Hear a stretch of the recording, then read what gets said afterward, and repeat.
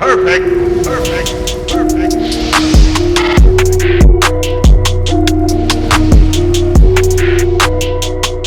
The Philadelphia 76ers fall to the Cleveland Cavaliers 108-94 in Cleveland on a Wednesday night. The Sixers now fall to 36-23 on the season and now sit at 9-21 on the road. Is this the lowest point of all low points of the season? I sure hope so, because I cannot even explain what I am feeling right now. I am distraught. I am embarrassed to be a fan of this team. Part of me is even laughing inside that I'm still watching these games, that I'm still watching this team play. I cannot believe we just lost to the 16-win Cavs. We got embarrassed. We lost by 14. This is unbelievable, yo. We're going to talk about a lot of stuff. Oh, Ben Simmons didn't play. Joel Embiid went out in the first quarter. Don't give me that crap, please. Where do we start? Where? Some of you phonies had the audacity last game to tell me that Brett Brown wasn't the problem on this team. You should be ashamed of yourself. You should delete your YouTube channel. You should not even be allowed to root for this team if you don't see that Brett Brown is the issue. We'll get the obvious thing out of the way. All right, Joel Embiid got hurt 10 minutes into this game. He came out. The Sixers came out just flatlined in energy. It is an issue now. Home against the road. It is the issue. How do you come out like this on the road? Guys just come out from the jump, just playing soft. Remember what I said? Remember I said the key phrase to remember, set the tone? Talk about the Cleveland Cavaliers setting the tone. Coming out, hustling right away, getting in the post. Tristian Thompson having a game. Chetty Osman. Collin, Sexton, Matthew Dellavedova. Is it 2013? Did we wind the clocks back? Is it 2013, 2014? The Sixers looked like the process Sixers tonight. The Cavs, who knows?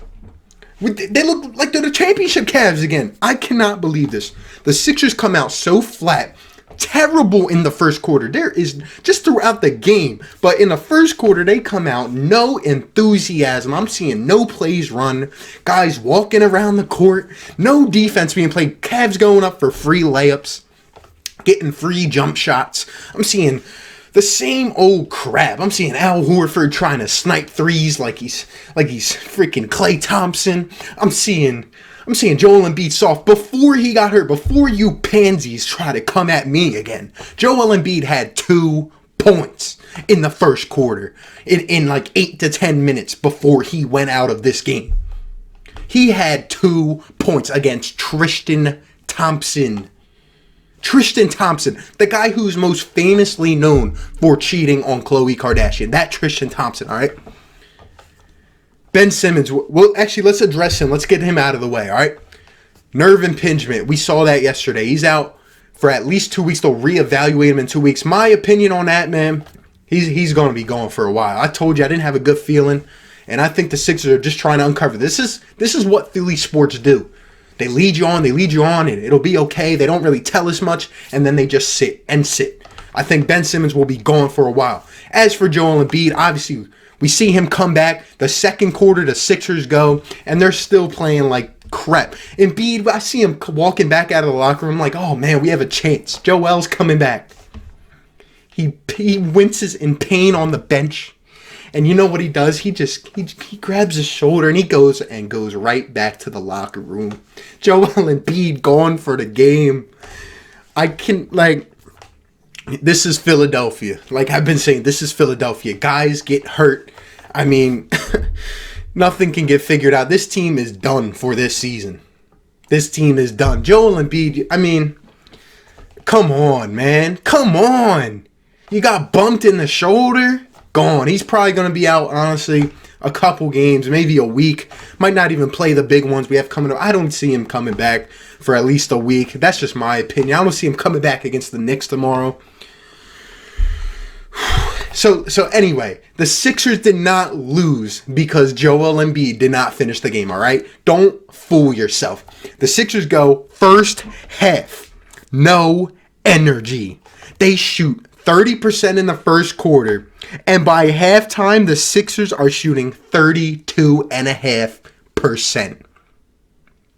The Cleveland Cavaliers shoot 55% in the first, and at halftime, they're shooting 58%. The Cleveland Cavaliers being led by Tristian Thompson.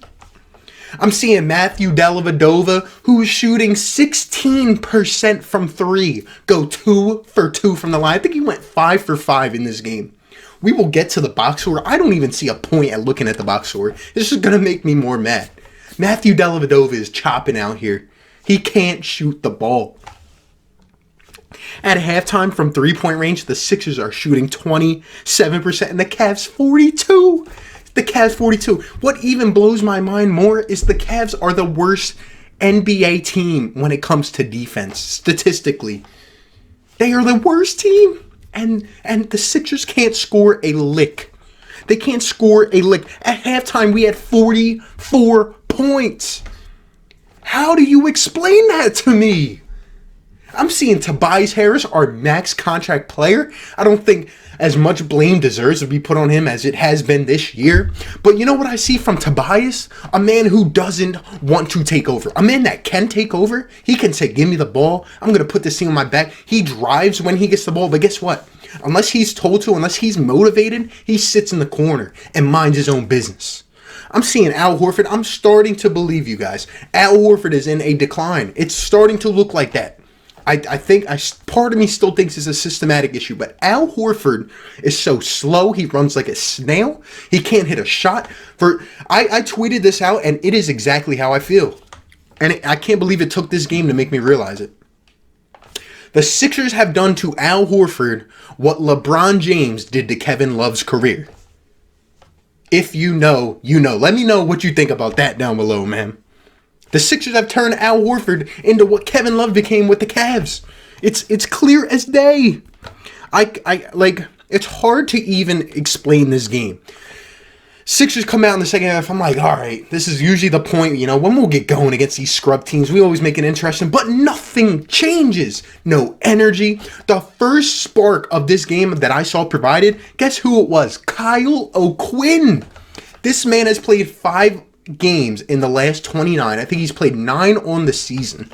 This guy comes out and has 4 blocks. He's driving to the rim. He's doing what I see Embiid not do. He's stepping up on screens. He's stepping outside. He's actually moving.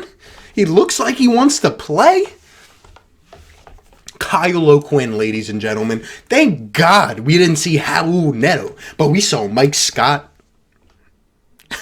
We saw Mike Scott. We saw these other boys. I barely saw Glenn Robinson. I mean, the guy that, you know, we traded for, that he was playing like 30 minutes a night starting with the Warriors, averaging 13 a night. We don't even see him anymore.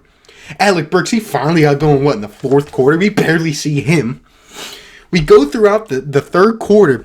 At half, with half of the third quarter left, the Sixers have 50 points. And we're down by 20 to the Cavs. Down by 20. You got the Cleveland freaking crowd going crazy. Kevin Love. He's hitting corner threes. The first time, I promise you, this is the first time I've ever seen Kevin Love happy in the last 2.5 years. This guy just went from wanting to get traded. He was throwing temper tantrums on the court earlier this year. And he's out here dominating the Sixers. I'm seeing him run down the court smiling. The first time he's been happy all season. Andre Drummond wasn't even in. He was on the bench. Andre Drummond was on the bench. And Tristian Thompson was the focal point of the offense. I don't know how you guys don't see this. Sixers go through the third quarter. Kyle O'Quinn is the only one contributing, and Shake Milton. Shake started to hit shots, but it was too late. We just let the Cavs keep rolling. I mean, we're missing layups, easy open layups, no rotations. I'm seeing Al Horford can't even set a screen right. I mean, Korkmaz hit a couple shots. Thibault can't hit a lick. Wow. Josh Richardson didn't even get a bucket until the third quarter. This is sad. This was a good stat I saw on Twitter. Shout out to the guy, I forget who it was that I retweeted this. Al Horford last year, the entire season with Boston, shot 203 three-pointers. This season, through 58 games, has shot 235. How do you not see that Brett is the problem? This is a systematic issue. We can look at all the stats. How do you not get your guys up for a game against the Cleveland Cavaliers? This team has been scrutinized for how poor it plays on the road. And we can at least get an easy one here before we play the Knicks tomorrow. I don't even feel confident about it now. This team missed Ben Simmons' energy. They missed his presence and all that. They missed Joel Embiid's presence, but it doesn't matter.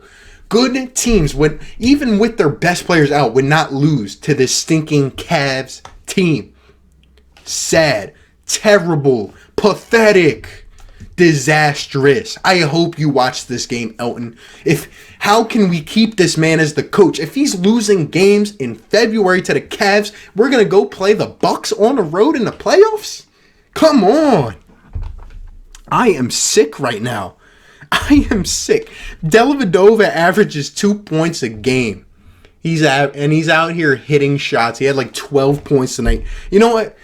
Anyway, so we go through the fourth. We make a little run at the end. I'm seeing the Sixers play hard in the last couple minutes, but it's too late. I'm seeing Brett walk around like he's doing something. Look at his little note card. It's over, man. The Cavs embarrassed us.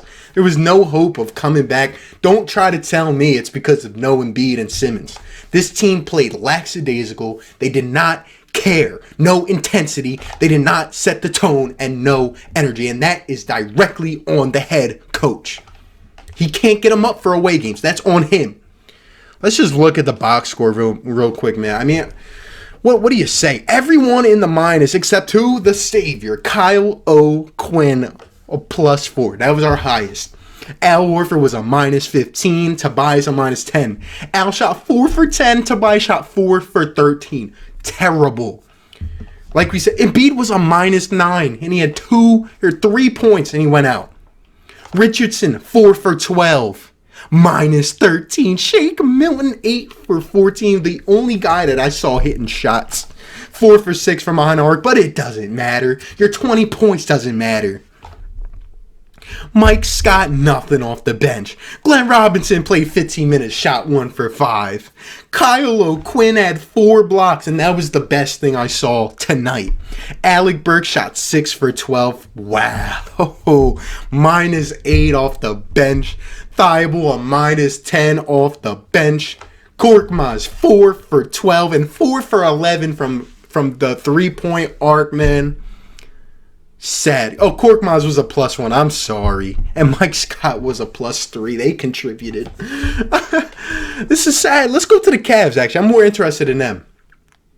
Every starter was in the plus. Kevin Love, a +15, 13 points. Chetty Osman, I think he's one of the worst players in the league, +15. Tristian Thompson, 14, 13, and 2. +13. This is killing me, man. Collin Sexton, 28 points. Collin Sexton, a +18. We don't even have to go through the rest. Ante Zizic, is that how you say his name? Contributed. Dellavedova, 25 minutes played and 12 points. I can't look at this anymore. It's making me sick, man. It really is. We can go through the team stats a little bit. I mean, the Sixers, that was one thing. The rebounds, man. Oh my God, 49-32. We get out-rebounded by Tristian Thompson and Kevin Love and Ante Zizic. Pathetic. The end game, the Sixers shot 40%. They barely got it up from earlier in the game. The Cavs shot 52% for the game. 52? They shot 46% from three-point range. The Sixers shot 34. They got it significantly better in the second half and only shot 34% from three. More rebounds for the Cavs, more assists. I mean, the Sixers had more steals than blocks, but who could even tell? We can't even play a lick of defense. Sixers only had 9 turnovers. The Cavs had 19 turnovers. They gave the ball away 10 more times, and we couldn't capitalize on anything. Look at this. This was 1 points in the paint. 52 for the Cavs. 36 for the Sixers. That is inexcusable. I don't care who you have in against the Cavs, and we're taking all these shots, and we can't even do anything on the interior. A joke. A joke. The Cavs led by 20 in the third. I don't know where to go from here. This is a joke. This is sad. I don't even want to talk about this game anymore. Just know the Sixers, you are pathetic.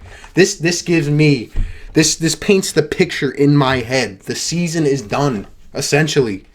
With Simmons probably going to be out a while and Embiid gone, and guys can't get up against the Cleveland Cavaliers, giving up over 100 and can't even score 100 on the road.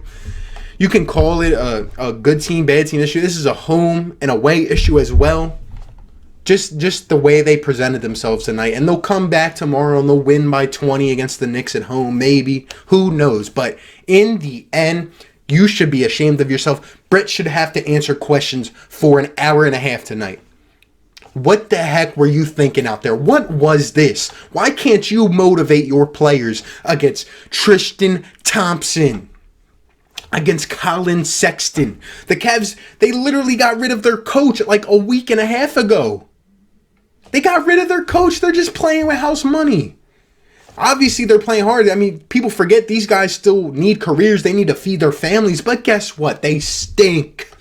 And the Sixers, who are supposed to be a formidable team, a team that is supposed to be a great defensive team that's supposed to make a run in the playoffs, a team that has been so dominant at home, and they can't win a game against the Cleveland Cavaliers on the road. Brett, you should be fired. I speak for all Sixers fans, and if you don't see that by now, if you don't realize that, then you can't comprehend the game. Please, get rid of some of these guys. Get rid of Brett. Let's just start over. This season is over. The Sixers stink. I have nothing left to say. What a disaster. Pathetic. Let me know down below what you thought about tonight's game. Just rant. Just go off, man. Let me hear all your thoughts. I am pissed and I'm sick to my stomach. I'm disgusted. Let me know what you think. I appreciate all of you. Thank you for stopping by. And I'll catch you on the next one, man. Peace. Perfect. Perfect. Perfect.